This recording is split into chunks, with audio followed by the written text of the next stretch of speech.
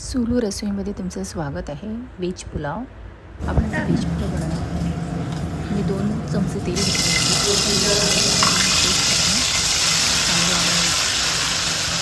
लाल मिरची आणि टोमॅटोचं पेस्ट केलं आणि ते टाकलं आहे.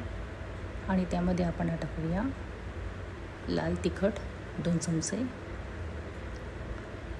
आणि त्यामध्ये गरम मसाला आणि हळद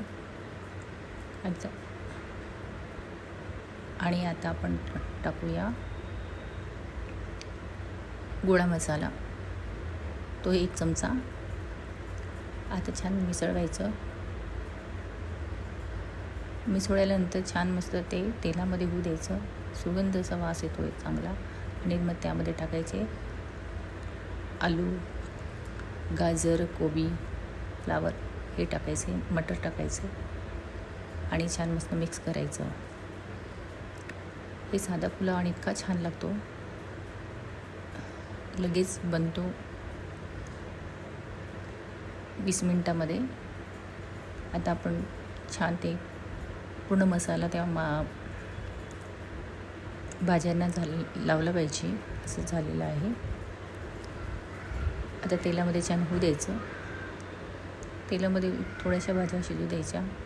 थोडं अजून छान हे येतं, लवकर शिजलं की लवकर येते. आता आपण मीठ घातलेलं आहे आणि आता हलवून घ्यायचं व्यवस्थित. आता थोडं गरम पाणी केलं आहे मी, ते गरम पाणी त्याच्यामध्ये टाकायचं. त्याच्यामुळे काय पुलाव लवकर शिजतो. आता आपण परत हलवून घेऊया व्यवस्थित.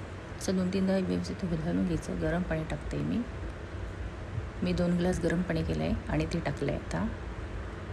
आता ते छान आता मस्त खदखद असं शिजवायचं आणि आता त्याला थोडं 5 मिनटं शिजू द्यायचं आणि बघायचं शिजलं आहे बघा. असं खाली वर केलं छान. आता अजून थोडं शिजू द्यायचं. तुम्ही माझ्या चॅनलला लाईक आणि सबस्क्राईब करा. अशाच मी घरगुती साध्या सिंपल रेसिपी घेऊन येणार. आता आपण भिजवलेले तांदूळ ते टाकायचे. मी अर्धा तास भिजवून ठेवले होते. बारीक वाडा कॉलम तांदूळ आहे, ते टाकायचे. तुम्ही कुठल्याही तांदळाचा भात करू शकता. बारीक असला तर अजून छान लागतो. आता मिसळून टाकायचे. आता बघा मस्त बारीक बारीक जो तुकडा तांदूळ असतो ना, तो आहे. बारीक कणक्या म्हणतात त्याला, तो तांदूळ आहे. त्याचा मी व्हेज पुलाव करते आहे. आणि आता पुदिना आणि थोडं कोथिंबीर एकत्र मिक्स करून त्याच्यामध्ये टाकलं आहे. आता ते खालीवर असं करून घ्यायचं. सिंपल आणि सोपा पुलाव आहे.